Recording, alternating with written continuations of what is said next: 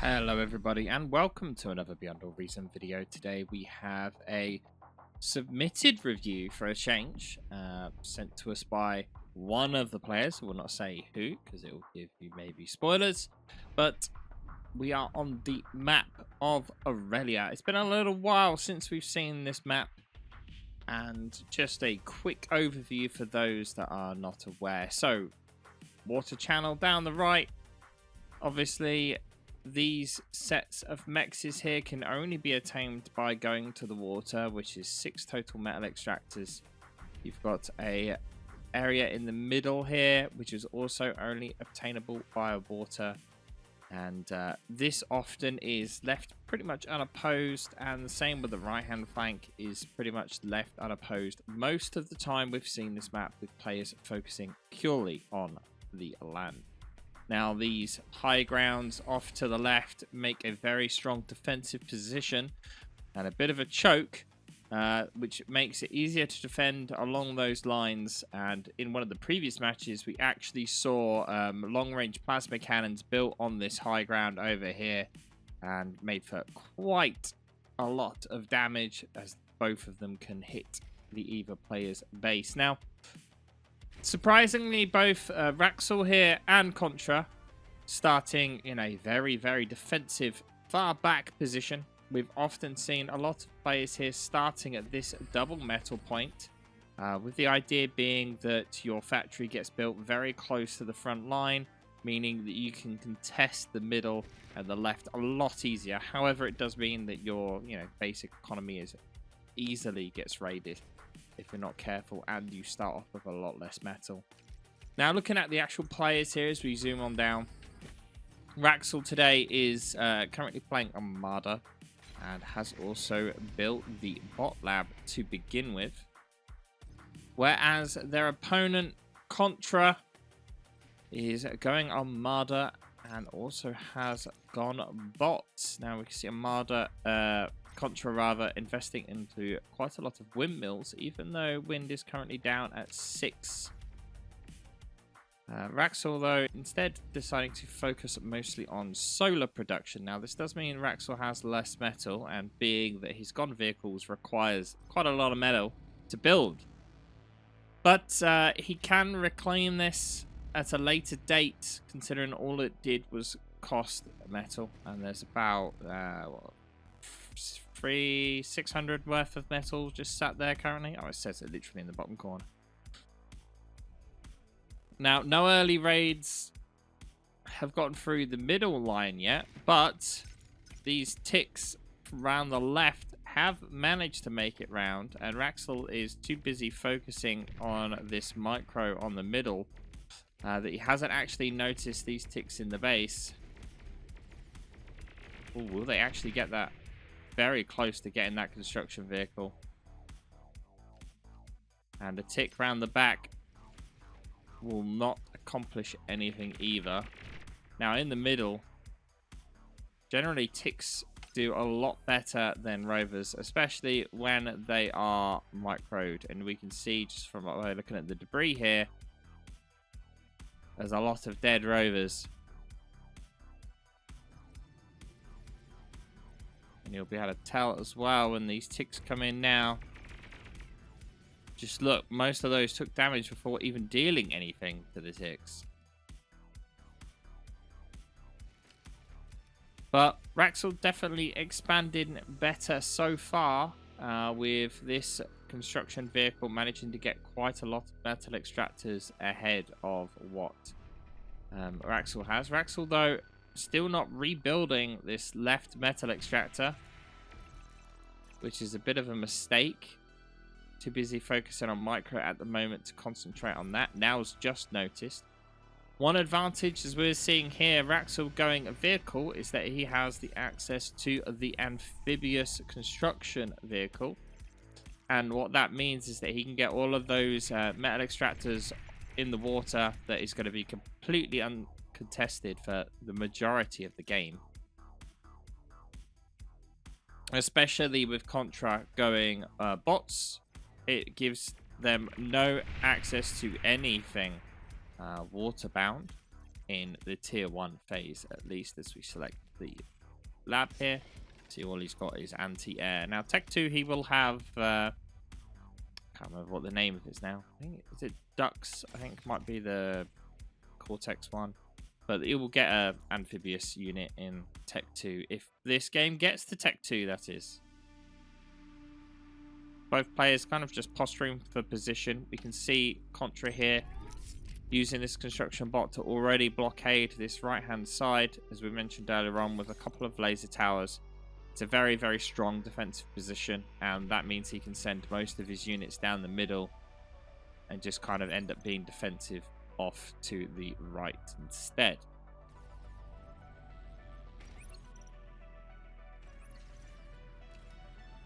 Now, Wraxell, with not much in the way of actual unit count, sending quite a lot of his units to the left. Actually, he's changed his mind by the looks of it and sending now most of them back in the middle. With Contra trying to make it round, using the very high transversability of the tick to try and get around this area, but Wraxell spotted it way beforehand, and there's a very, very good radar here in the middle. And we can see Contra actually walking his commander into the middle here to get this high ground. Now, this, as we've mentioned before about this map, this little island here is a very, very amazing spot for a radar. Pretty much be there most of the game and will not actually be contested whatsoever. And we're about to see that in a minute once this gets finished. Now, one tick, I say tick, one scout did manage to make it through by Wraxell on the top, but with so many pawns there, that is not going to survive at all. And now with this radar built, as we zoom on out, you can just see that Contra now has the ability to basically see both lines of Wraxell's army, and he knows exactly where to be dealing damage or moving units. Now these blitzes do push straight through that tick line, but with pawns coming here ready to provide support, don't know how much these blitzes are going to be able to do, and Wraxell decides to try and turn around rather than going all in on that. And interesting here, Contra's told his commander to... Oh, this must be a mistake. Contra has probably done an area mechs command or something like that, because you can see he tried to build a metal extractor there. And he has set his commander to move. Might not be the case, though. Where is his mouse? He is planning to move his commander there. This is a super, super ballsy strategy. He plans to push through with the pawns that he's got, and then have his comm get supported by those pawns to push in. But with enough Janisses there already, and as we discussed before, 6 Janisses is enough to insta-pop a commander. And there's already 3 here. So 2 volleys of that would be enough to kill the commander. They are desperately trying to chase down the commander, but unfortunately for Wraxell, that will not take. Wraxell doing a great job at trying to contain here, contest this reclaim field, but Contra's comm is here ready, trying to get some of this. But as these Janisses come around, it's going to make it a little bit harder for Contra to do this. Now, being bots, he does have access to res bots, and that is a huge thing to have. Did manage to get some of the reclaim, and we can see the manual control here of Wraxell trying to get these Janisses to fire at the commander, but just not having the range. He was just able to get out in time, but this will give most of this reclaim now to Wraxell. Also, at the same time, Wraxell will slowly but surely expanding with this beaver along the right-hand side. Currently having 2 sets on each of these islands ready to go. Now, a transition over to air is going to make that kind of positions over there pretty much dead. But it's not difficult to build a, basic air defense. Nettle, that's what they're called these days. Just to defend against gunships, and that will pretty much put it out. Oh, surprising though, Wraxell also doing the same. Going for a transition over to gunships. Neither player has seen each other's air yet. Both of them have also gone air themselves. The difference is we can already see Wraxell is starting to build some fighters, and currently has a ridiculous amount of metal set up. Both players with fighters and gunships up at the same time, trying to get some harass.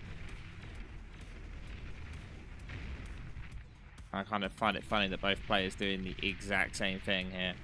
And you can see how quickly those gunships get shot down. So most of this damage that's being inflicted will actually be done to Wraxell here, even though they both had the same idea.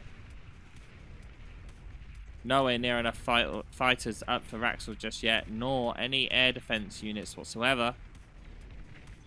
And a mismanagement of this construction vehicle up here will get this amphibious construction vehicle destroyed. But the biggest worry for Wraxell right now is the sheer amount of damage being inflicted to his main part of his base. And we'll see lots of windmills here getting taken out, as well as metal extractors. And Contra knows this is going to put Wraxell behind. And so we can see on the mini-map here that he's actually started a transition over to Tech 2. Now, this is a very, very good timing for this. He knows he's put his opponent behind, taking out a bunch of his metal extractors. It's going to take time for Wraxell to rebuild all of that. So, why not? Why not go to Tech 2? Your opponent's not pushing you or applying pressure. Now's the time to go. And finally, the gunship's getting mopped up. But an accidental misclick here gets 3 construction bots of Contras killed by this one laser tower. It's a very, very efficient laser tower there. And now, the rapid race to try and rebuild as quick as possible has started. Wraxell using all this metal he's got to build solars to help him kind of deal with his energy problem after losing all of that. If we quickly check the stats, because you can't see excess here. Currently, Wraxell with an excess of 1.5k. That's a lot of metal to waste, especially when you see that, you know, an advanced vehicle factory is 3k. Half the cost of a vehicle lab, just completely wasted. Now, when we look at Contra's base here, you can see Contra already with a single advanced construction bot out and not building anything else right now. This kind of gives a bit of somewhat of an advantage, because Contra is pumping in all of their production into economy right now rather than combat units. Not only does this give no notice to Wraxell that Contra is Tech 2, because obviously if he sends a Tech 2 unit to the front, you're going to get an audio alert saying Tech 2 unit detected. Now, Wraxell will not know that Contra is Tech 2 yet. Now, obviously, that won't matter because both of them are Tech 2 now, but still. Both also going for a artillery focus here, as we can see Mausers being built by Wraxell and Hounds being built by Contra. Now, I don't know if we actually saw another amphibious constructor get built. We did not. So it does seem like Wraxell has chosen to completely give up the right-hand side. Not only that, but both players completely recycling their air as well. With it being Armada, there's less fun units in the air labs. There's no shurikens for Tech 1. They have some amazing Tech 2 aircraft, but when it comes to Tech 1, somewhat limited. So you'll often see in these sorts of fights, players kind of just reclaiming their air lab, and once the kind of initial phase is gone, both players is going to be invested into air defenses in places, but the high level players will kind of know, right, well, he's kind of not built any more air in a while now. And if we select player view here, although it's somewhat limited, you're not seeing any more fighters or gunships around anywhere. So by investing more into air, you're just actually wasting metal. Now, a difference in opinion here. We have Wraxell pushing Tech 2 down the middle, whereas Contra is actually pushing it pretty much exclusively on the right-hand side.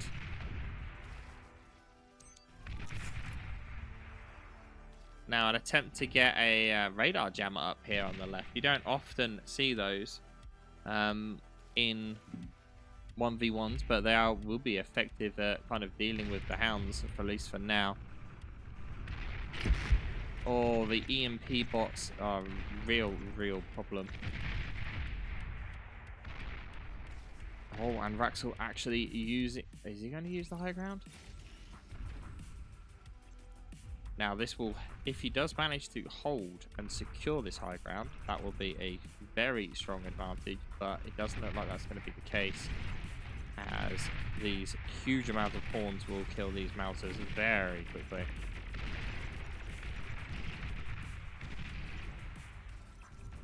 The Jaguars attempting to halt the advance of the pawns, and they do manage it, but potential problem now for Wraxell.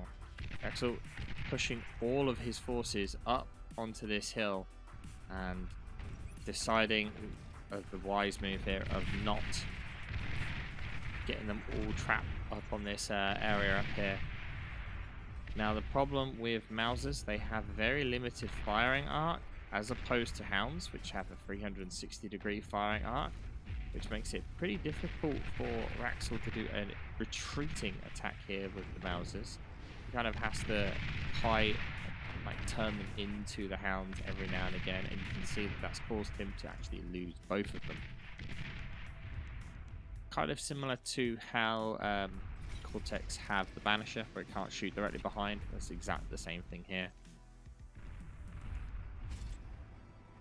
Now, on the left-hand side, you can see these two Mousers over here just slowly pushing forwards, but not really accomplishing too much, as they've just been set to a ground fire rather than fight. Is it actually because they're shooting a wiggle? Oh, they're on fight. They're trying to shoot a wiggle dot. This just shows how much of a difference there is in radar wobble. Ooh, all the defenses do get taken out, but with this ghost here ready to EMP anything that's on the left hand side, Contra definitely getting into a very strong position here to hold out. Surprisingly, we're not seeing any bulls coming out from Wraxell just yet. And when we look at the difference between the two units here, range of 650 for hounds and a range of 820 for Mousers. So Mousers do have significantly more range, but like we said before, with their inability to turn around, it makes it extremely difficult to actually fight and kite with them.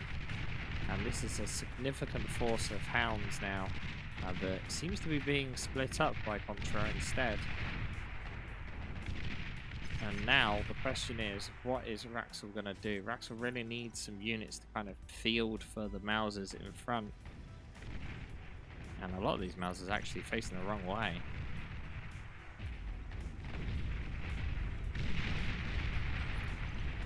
And as the first bull rocks up to the front, already one of the Mousers, two of the Mousers are gone. But getting hounds in close range with bulls is not a good idea. But these are now going to spread out enough that it's going to cause Wraxell even more economy damage. And so far, all the economy damage has all been on Wraxell's side, really struggling to control that left-hand lane. And while this is going on here and he's trying to deal with this, we do see him attempted to now make a push and break through the middle instead. But with already 4 sniper bots, who are actually missing all of their shots.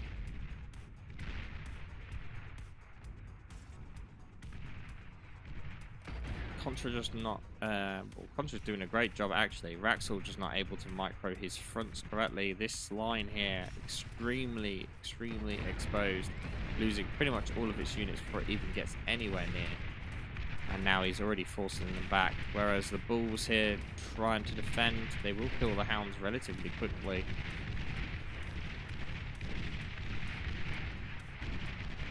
But still, enough of them are getting around. These Hounds are going to get round the bottom. They will get chased down pretty quickly. And again, a lot of reclaim being left in the base. If we select one of these comm turrets, you can see 2k metal left there. Whereas only 600 left on the opposing side. But sniper bots, there's now 4 of them. As well as these EMP, there's 2 ghosts. And a few welders now. Wraxell may struggle here to be able to stop these sniper bots.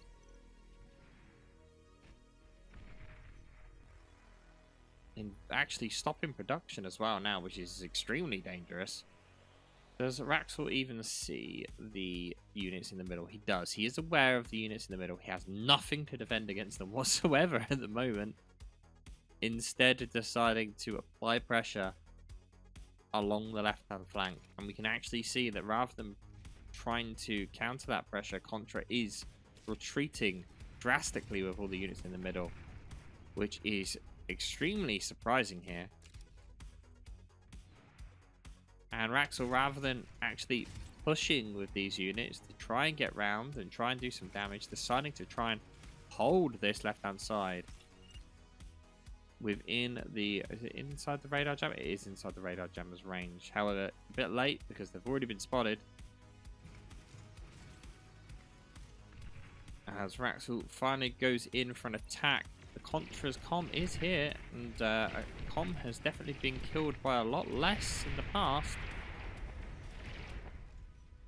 Good first D-gun. Contra's comm does go into cloak with 40% health remaining. There's not enough units here really to kind of field for the comm and not lose it all to D-guns. But finally getting some economy damage. Wraxell gets at least one Tech 2 metal extractor at this point, and splitting off the Jaguar to do what it does best, and that's raid. And all the Hounds actually going after the Jaguar instead, leaving the Bulls to march up the hill. And the pop-up Pitbull does get built in time, but it's going to die very quickly. And that is a lot of build power to lose. And this entire left-hand hill gets cleaned up. The Jaguar kind of gets left alone, but problems now in the middle. As not only res stuff, but lots of snipers, lots of welders are starting to march inwards. Now, there are ticks going forward, trying to soak up some of those sniper bot shots.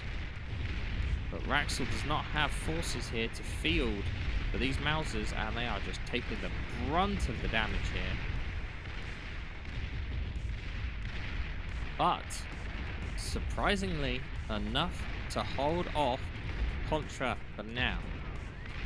And as we quickly look over at Contra's base, tech-free factory has been completed.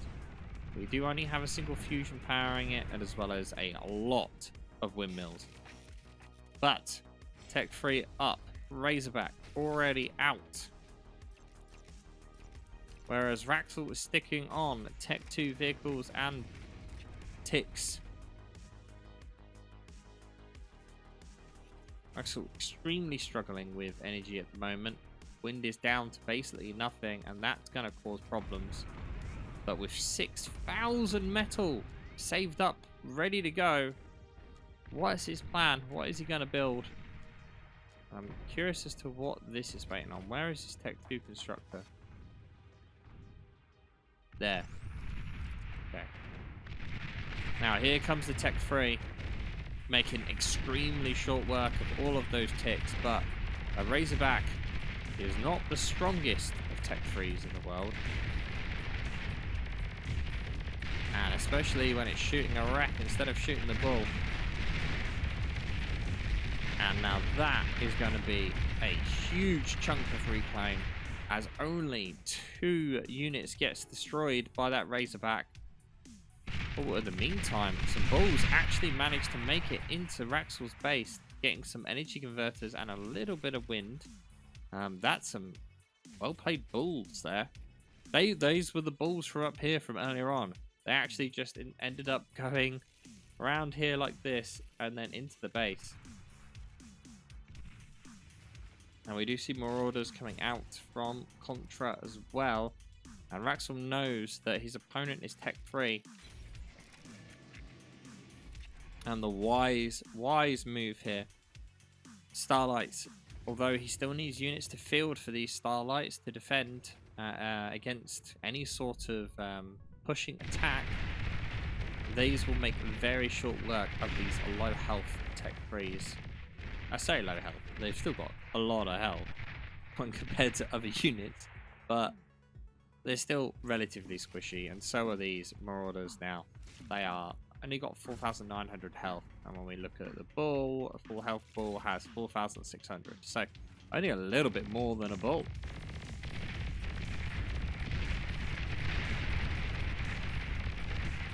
Wraxell though not fully paying attention to the left hand side, and that Razorback doing a great job of kiting, forcing all of those units into the welders instead, and all these units are going to get killed very, very quickly. Razorback's more mainly used to deal with spam, like, you know, a raider unit. So, you know, your pawns, your jaguars, you know, that sort of unit, rather than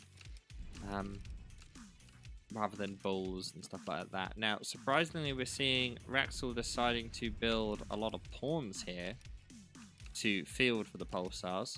Sorry, not the pulsars, but the Starlights. That's quite interesting, because they are basically going to get one hit killed. But I guess they do the job at dealing with other spam. And when we look, there's 2.7k metal there, but there's a lot left up here. 3.5k. Even more marauders just sat back at the moment, not really doing anything. Contra trying to build up a critical mass. An anti-nuke also built. I feel like this marauder push may be what wins it. They're not very good. Not very good tech 3 in my opinion. But if Wraxell positions all of his Starlights on that right hand side, then he does have a problem if all those marauders just go straight in. Oh, and there goes the Razorback. Oh, the marauders actually coming around to the left. Ballsy play here is they're actually out of the water. Wraxell with no vision of them though, and they go straight past the Starlights. Now only just being spotted as Wraxell rushes everything back to try and deal with them. I don't think he realizes just how many there are.